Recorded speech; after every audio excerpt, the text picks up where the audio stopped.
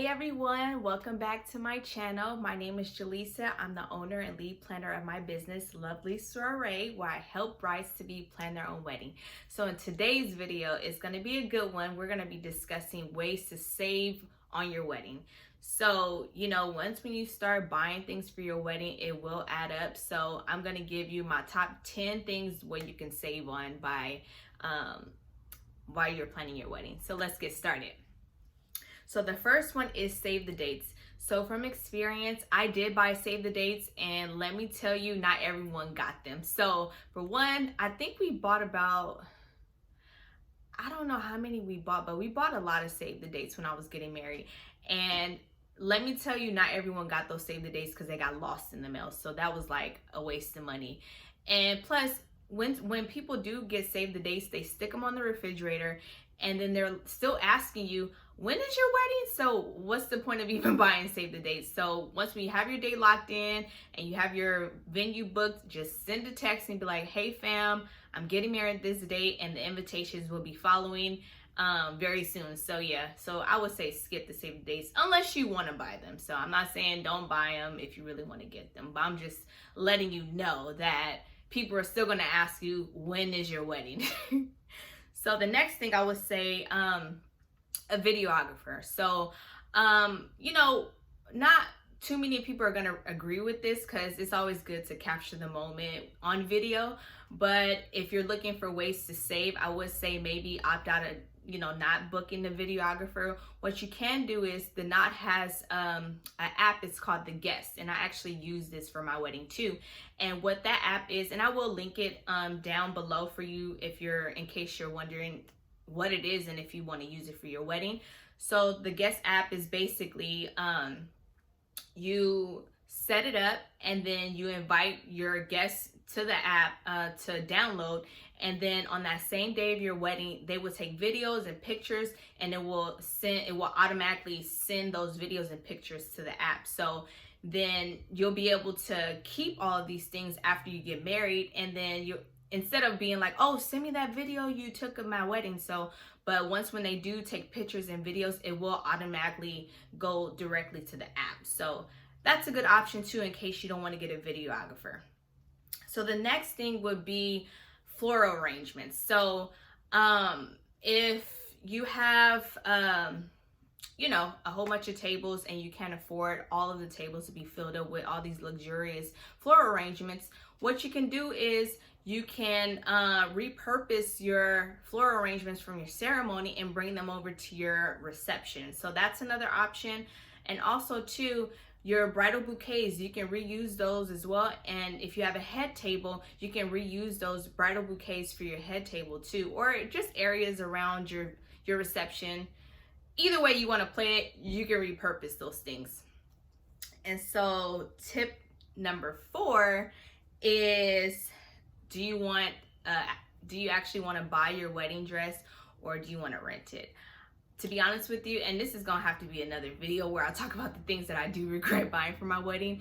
I would suggest renting your wedding dress if you want, because honestly, I spent so much money on my wedding dress, and you know where it is? It's in the closet. So it's just sitting there. So I probably would have rented my wedding dress, but again, it's like when you're in the moment, you're like, oh my gosh, I can't wait to buy the wedding dress of my dreams. And then after the wedding is over, you're like, what am I gonna do with that wedding dress? Like, should I sell it? Should I keep it? If I have a daughter, maybe she can wear it, but she probably won't. But I don't have a daughter anyway. Anyway, I digress. So the next thing I would say to save from your wedding is boutonnieres. So more than likely you're gonna order boutonnieres for all your groomsmen, but that can easily add up to probably $200 or more. Instead of doing boutonnieres, you can do, little pocket squares or however way they want to play with this. So yeah, boutonnieres can definitely add up. So something to think about too. So the next thing would be is opting for smaller wedding parties. So if you're having 10 plus people in your wedding, you have to think about, okay, so you do want to get them a gift to thank them for at least participating in your wedding, for all the great things that they did for your wedding.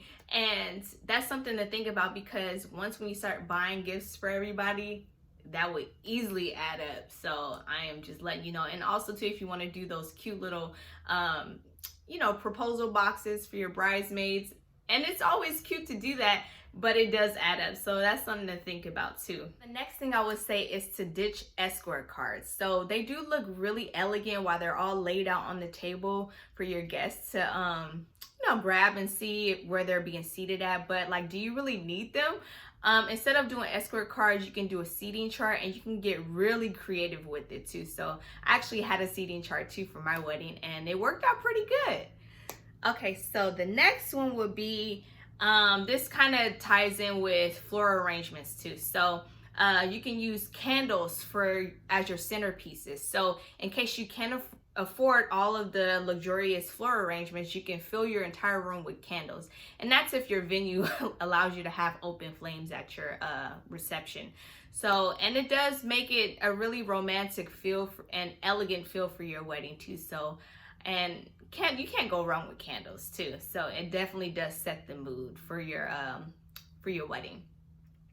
So the next one would be linens. So instead of doing extravagant, high quality, luxurious linens, you can opt for the standard cotton linens that your venue will offer you.